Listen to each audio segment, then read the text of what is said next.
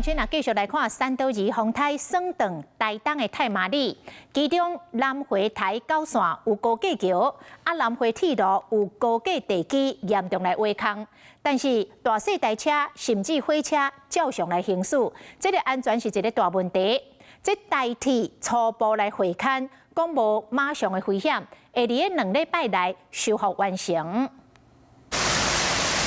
桥墩卡铁架看现现边仔有真个喙石啊，袂输是经过大风站。平时无水的野溪经过风台大雨一个冲，土石啊放弃，水路愈恶愈深，意思讲桥墩的地基靠了了，这是台东太麻里南回台九线。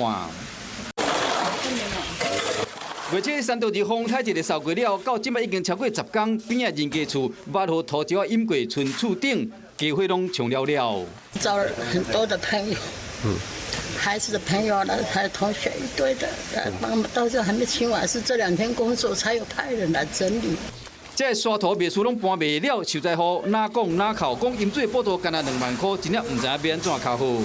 入去接到民众真情去勘灾，意外发现讲2座桥的地基已经被扣了去啊。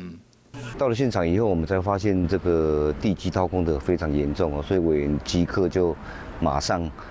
请台铁及公路局。 要求他们尽速到现场去勘查。目前南回公路交通拢正常，逐天有大细台车哩过，这款的地基和驾驶真正袂放心。中断没有立即危险，但是我们为避免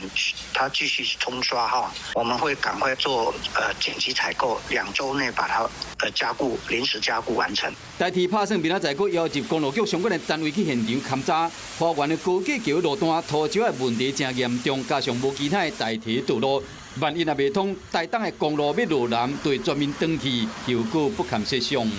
Hello， 我是蒋欣梅，想要抢先掌握最及时的新闻资讯吗？赶快订阅、按赞、开启小铃铛，锁定华视新闻 YouTube 频道。